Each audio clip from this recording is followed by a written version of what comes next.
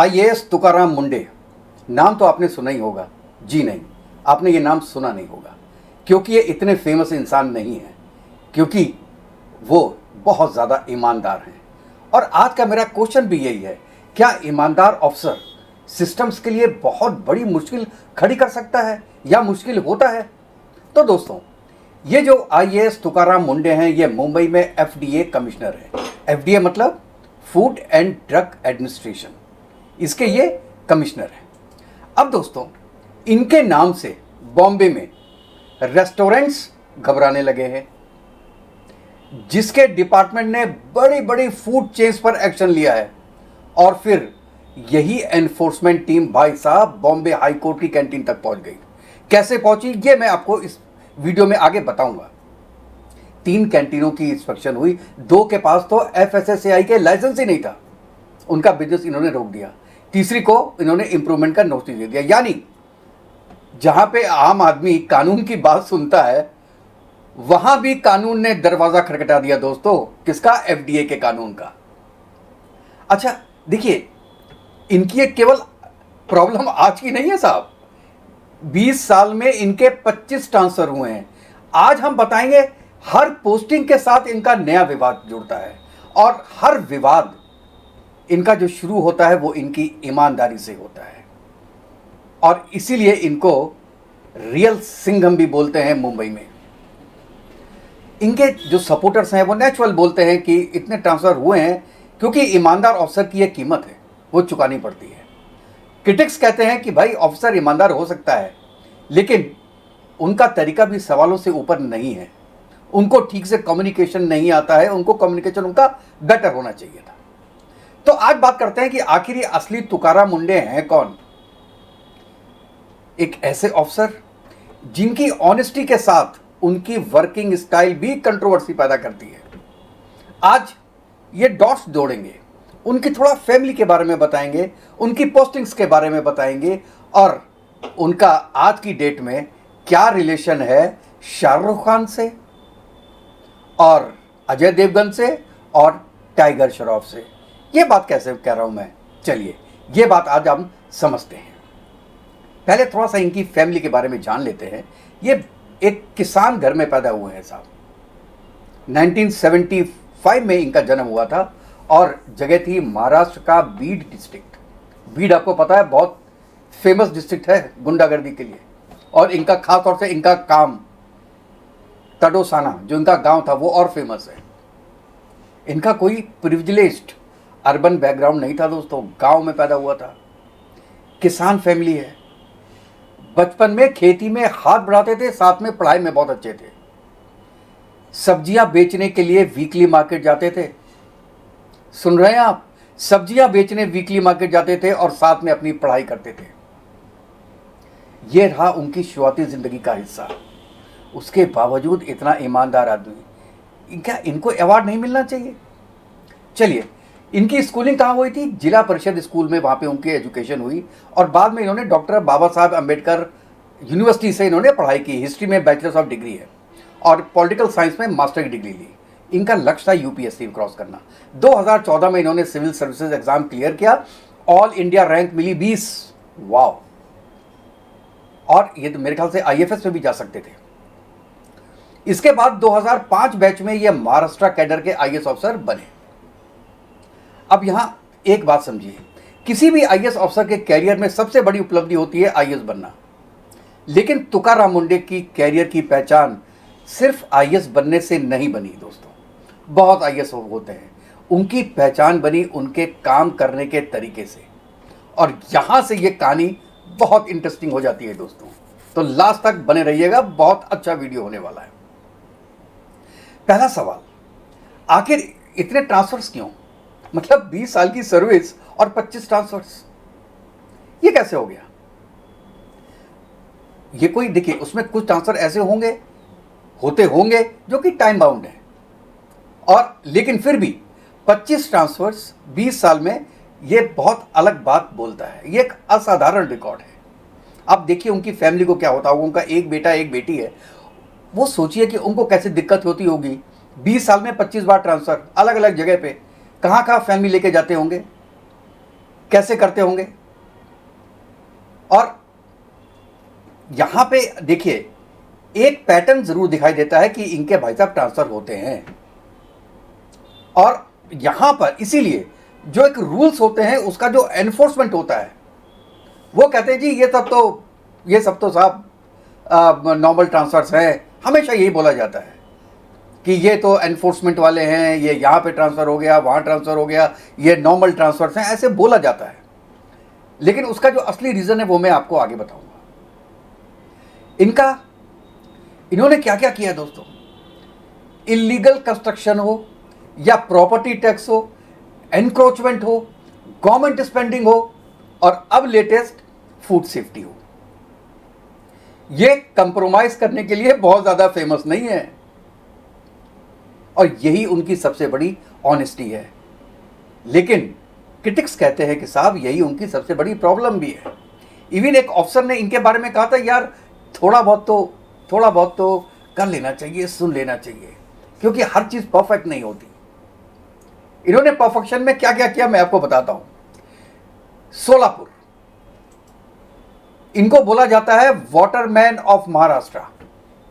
जब तुकाराम मुंडे सोलापुर के कलेक्टर थे तब ड्रॉट का बहुत बड़ा मुद्दा था वहां पे। सोलापुर और आसपास के इलाके में पानी की काफी समस्या आई थी, लोग जूझ रहे थे। मुंडे जी ने क्या किया, वाटर कंजर्वेशन वर्क पर खास जोर दिया, और जल युक्त शिविर प्रोग्राम के दौरान उन्होंने जो काम किया उससे उनको काफी अटेंशन मिला। कई विलेजों को मतलब इन्होंने जो टैंकर डिपेंडेंस होते थे उससे बाहर निकालने में मदद किया, और इसीलिए इनके अगेंस्ट में आ गया टैंकर माफिया। सुन रहे हैं आप, इसीलिए इनका ट्रांसफर हुआ वहां से। टैंकर माफिया इनके बहुत अगेंस्ट हो गया था। अच्छा, 2015 में आषाढ़ी वारी एक त्योहार होता है, इसके दौरान उन्होंने ट्रैफिक और सिक्योरिटी प्रोटोकॉल्स को बहुत सख्ती से लागू किया। और वहां पे मामला इतना बड़ा साहब कि उस समय के जो रेवेन्यू मिनिस्टर है एकनाथ खड़से, उनके कन्वॉय को लेके इनका कन्फ्रंटेशन हो गया। उसके बाद में अजीत पवार, जिनकी डेथ हो गई हादसे में, आपको पता होगा, उन्होंने भी असेंबली में उनके व्यवहार पे सवाल उठाए थे। यानी यहां भी इनका पैटर्न वही था, एक तरफ काम और दूसरी तरफ डिसिप्लिन, और इसके कारण से पॉलिटिकल फ्रिक्शन इनकी जिंदगी में आते ही रहे, और यही पैटर्न आगे भी बार बार दिखाई दिया। आपको पता है इनके अगेंस्ट में 2016 में पॉलिटिशियंस एक साथ खड़े हुए थे इनके अगेंस्ट में, जब ये नवी मुंबई के म्युनिसिपल कॉर्पोरेशन के कमिश्नर थे। अच्छा, वहां पे क्या हुआ, इनकी जो वर्किंग स्टाइल थी वो और ज्यादा विजिबल हो गई। इन्होंने क्या किया, इलीगल कंस्ट्रक्शंस पे एक्शन ले लिया, एनक्रोचमेंट्स पे एक्शन ले लिया, पूरा प्रॉपर्टी टैक्स का रिकवरी पे इनका फोकस आ गया। उसके अलावा अनऑथराइज्ड जो होर्डिंग्स लगती थी उस पर क्रैकडाउन शुरू किया, और लोगों की शिकायत सुनने के लिए उन्होंने वॉक विद द कमिश्नर जैसे इनिशिएटिव भी किए। देखिए, रेसिडेंट्स ने एक तरीके से उनके अप्रोच को बहुत पसंद किया, लेकिन जो कॉर्पोरेटर्स थे उनके साथ इनका तनाव बढ़ गया। वो कहते हैं यार ये तो हमारा काम है, हम लोगों से मिले, तुम क्यों दरबार लगाते हो भाई, क्योंकि अल्टीमेटली करना तो तुम्हें ही है, मेरे पास कौन आएगा फिर। भाई साहब वहां से भी हटा दिया गया। अब सुनिए, 25 अक्टूबर 2016 नवी मुंबई के म्युनिसिपल कॉर्पोरेशन में एक बड़ा अनप्रेसिडेंटेड सिचुएशन सामने आई। इनके खिलाफ नो कॉन्फिडेंस मोशन आया, एक अफसर के खिलाफ। एनसीपी ने मोशन मूव किया था, कांग्रेस और शिवसेना ने सपोर्ट किया इनका, वोटिंग हुई, ओवरवेलमिंग मेजॉरिटी से ये हारे। 105 इनके अगेंस्ट में पड़े और 61 इनके फेवर में पड़े थे। जो 61 पड़े होंगे तो शायद उस वक्त अपोजिशन पार्टी होगी आपका बीजेपी, उसके पड़े होंगे। अब देखिए, यहां पे कहानी का दूसरा पक्ष भी सुनना जरूरी है। कॉर्पोरेटर्स का क्या रोक था कि साहब ये मुंडे जो हैं वो इलेक्टेड रिप्रेजेंटेटिव की तरह बात करते हैं, और जो इलेक्टेड रिप्रेजेंटेटिव होते हैं उनको प्रॉपर रेस्पेक्ट नहीं देते हैं। इनका जो वर्किंग स्टाइल है वो ऑटोक्रेटिक है, सुनते थे नहीं, क्योंकि जो ईमानदार आदमी होगा वो सुनेगा नहीं। और कंसल्टेशन से ज्यादा ये ब्यूरोक्रेटिक अथॉरिटी पर भरोसा करते थे। लेकिन देखिए, जो इनको सपोर्ट करते थे सिस्टम के अंदर ही, उनका आर्गुमेंट था कि उन्होंने इलीगल कंस्ट्रक्शंस और नॉन ट्रांसपेरेंट प्रैक्टिसेस पर एक्शन लिया है, इसलिए ऐसा हो रहा है। इसलिए पूरी जनता उनके साथ खड़ी हो गई थी। और इसी के बाद आया था नो कॉन्फिडेंस मोशन। लेकिन जो इसका एग्जीक्यूशन था उसको सस्पेंड किया गया। क्यों किया गया? पब्लिक अगेंस्ट में हो गई थी गवर्नमेंट के। तो उनका ठीक है भाई साहब, जो इसका रिजल्ट आया उसको हम नहीं मानते। लार्जर पब्लिक इंटरेस्ट के रीजन देके उन्होंने कहा चलो भाई ठीक है, कोई बात नहीं। अब देख लिया ना, एक तरफ इलेक्टेड रिप्रेजेंटेटिव थे, दूसरी तरफ एक ब्यूरोक्रेट था, और बीच में पब्लिक का इंटरेस्ट। और यहीं से असली तुकाराम मुंडे की डिबेट हमें थोड़ी सी रोकनी है। क्योंकि अगर हम सिर्फ ये कह दें कि देखिए पॉलिटिशियंस उनके खराब थे इसलिए वो बहुत ऑनेस्ट हैं, तो ये कोई इन्वेस्टिगेशन नहीं होगा हमारी तरफ से, ये कहानी का एक पक्ष होगा। असल सवाल है, क्या एक ऑफिसर का स्ट्रिक्ट होना हमेशा अच्छी गवर्नेंस है, या एक डेमोक्रेटिक सिस्टम में इलेक्टेड रिप्रेजेंटेटिव के साथ कंसल्टेशन भी जरूरी है? और यही क्रिटिसिज्म मुंडे के खिलाफ बार बार सामने आया है। और इंटरेस्टिंग बात यह है कि आपको पता है, former chief minister Devendra Fadnavis ने भी, जो आज के दिन उस समय ये फॉर्मर चीफ मिनिस्टर थे लेकिन आज के दिन ये चीफ मिनिस्टर हैं, उन्होंने भी इनकी एफिशिएंसी को स्वीकार करते हुए कहा था कि भाई साहब इनकी बहुत एफिशिएंट ऑफिसर हैं लेकिन इनकी कम्युनिकेशन स्किल्स ठीक नहीं है, इसको सुधारने की जरूरत है, और उनको सुधारने की सलाह दी थी। उन्होंने ये भी कहा था कि भाई जो इलेक्टेड रिप्रेजेंटेटिव्स होते हैं उनके साथ कम्युनिकेशन बेहतर आपको करना चाहिए। मतलब ओवरऑल देखें तो ये पूरी एकदम ब्लैक एंड व्हाइट नहीं है। मैं मानता हूं कि देखिए ऑनेस्टी एक स्ट्रेंथ जरूर हो सकती है, लेकिन एडमिनिस्ट्रेशन में कम्युनिकेशन भी एक स्किल है। और शायद यही तुकाराम मुंडे साहब की कहानी का थोड़ा सा टेंशन वाला पार्ट है। अब आगे बढ़ते हैं, इन्होंने क्या क्या किया साहब। नागपुर में फिर इनका टकराव आया सिस्टम के साथ। 2020 में ये नागपुर म्युनिसिपल कॉर्पोरेशन के कमिश्नर बने साहब, और यहां आते ही इन्होंने वहां पे एमसीडी की जो फाइनेंसेस है उसकी समीक्षा शुरू कर दी। उन्होंने कहा कि भैया कॉर्पोरेशन की जो फाइनेंशियल कंडीशन है वो बहुत खराब है और स्पेंडिंग पर कंट्रोल बहुत जरूरी है। फ्रेश टेंडर्स और कुछ वर्क ऑर्डर्स को रोकने का फैसला भी इन्होंने लिया।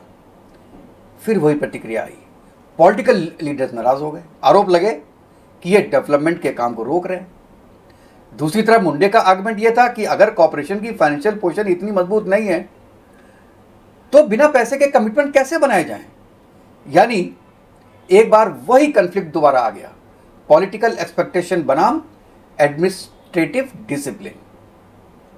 और ये इनके साथ एक रिकरिंग है। फिर आते हैं फाइनली, अब आते हैं 2026 पे। बीच में भी कई हैं, 5 साल में इनकी कहानियां इसलिए ट्रांसफर होते रहे। तो अब ये बन गए एफडीए कमिश्नर। मैंने आपको बताया फूड एंड ड्रग एडमिनिस्ट्रेशन के हेड, ये वही हैं। यहां फिर इनकी पुरानी इमेज आ गई। इस बार क्या टारगेट था? Food adulteration, unsafe food, illegal food business और food safety violations. Indian Express की में एक बहुत डिटेल्ड रिपोर्ट आई है, इसके बारे में आप जाके पढ़ सकते हैं।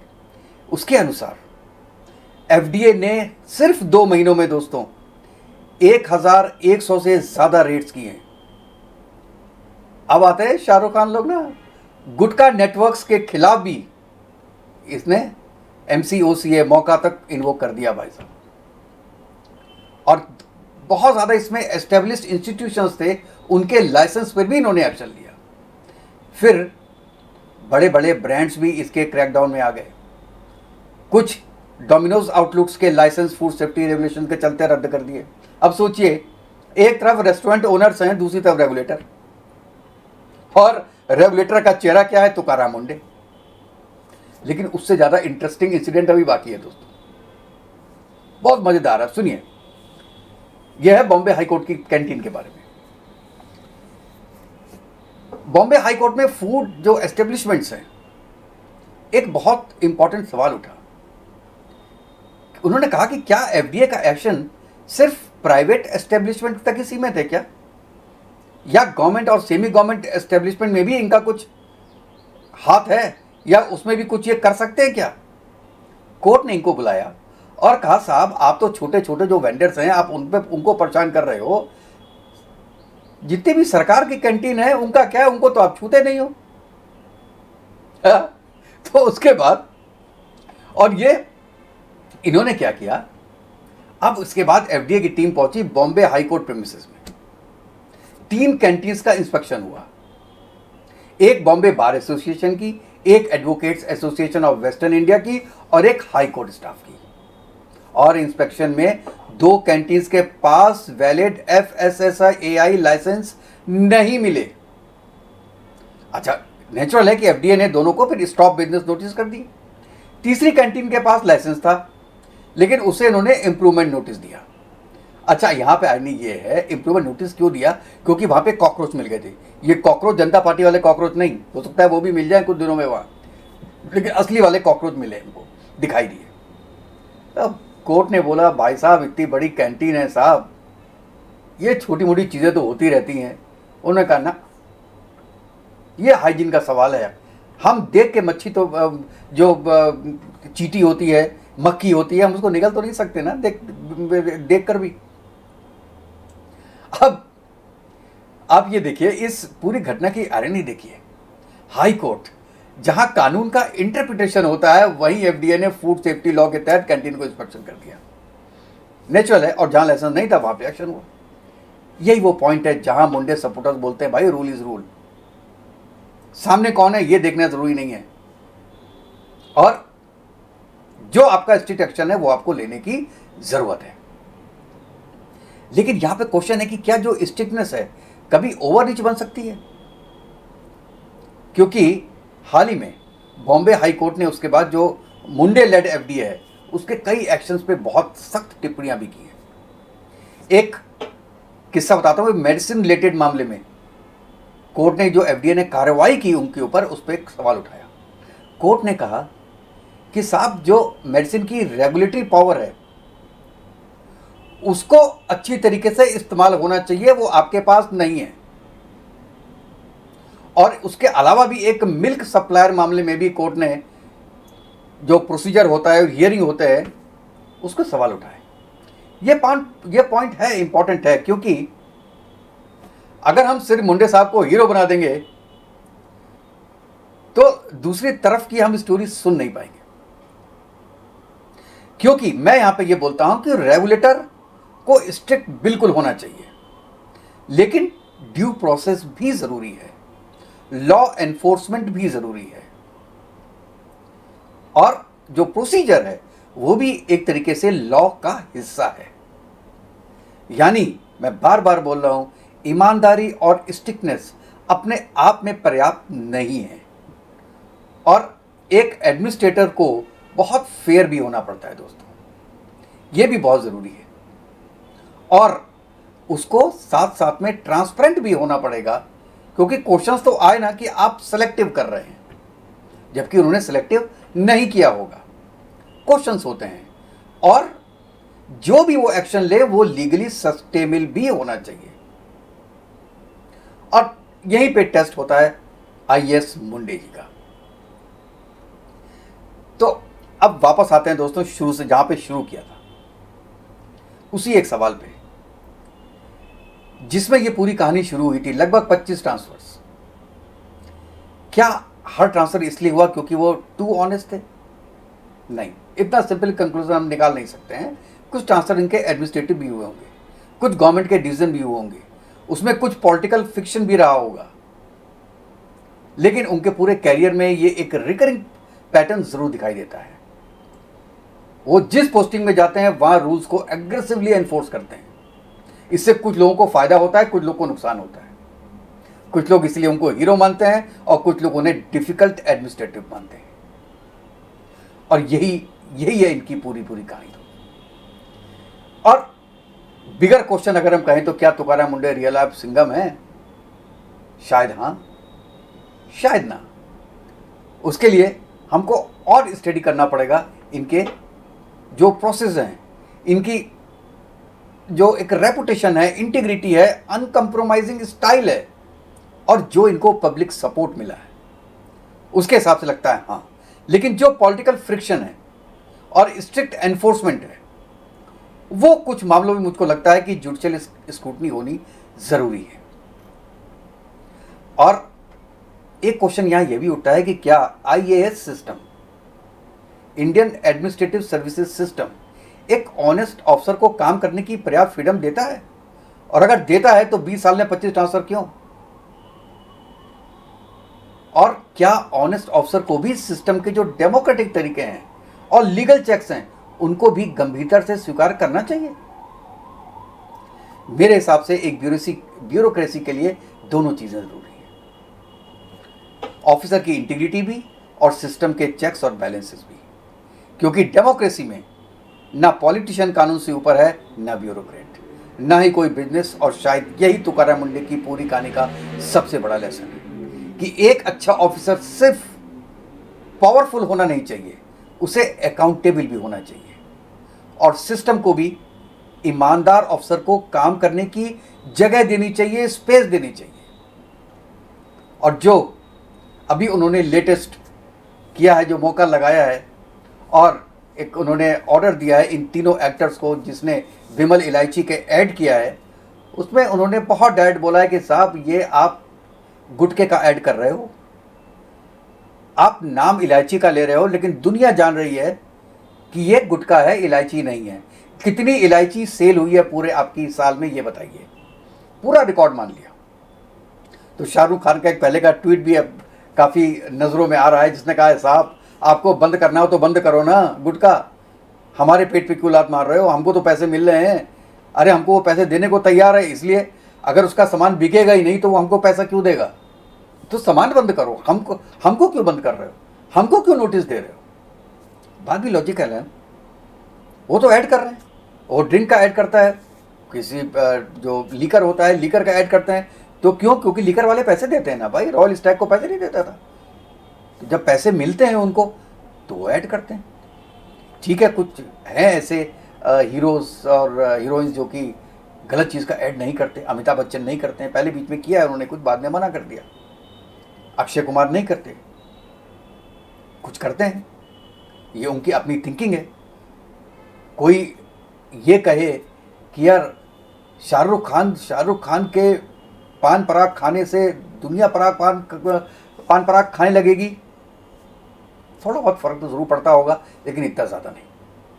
आप इसके बारे में क्या बोल रहे हैं दोस्तों? आप इसके बारे में क्या सोचते हैं? अपनी राय मुझे ज़रूर दीजिएगा कि क्या तुकाराम जैसे ऑफिसर्स को कोई अवार्ड नहीं मिलना चाहिए, या इनको एक जगह ठहर के 5 साल ऐसे काम दिए जाएं जिसमें सबसे ज़्यादा इम्प्रूवमेंट की ज़रूरत हो? क्या ये ज़रूरी नहीं है?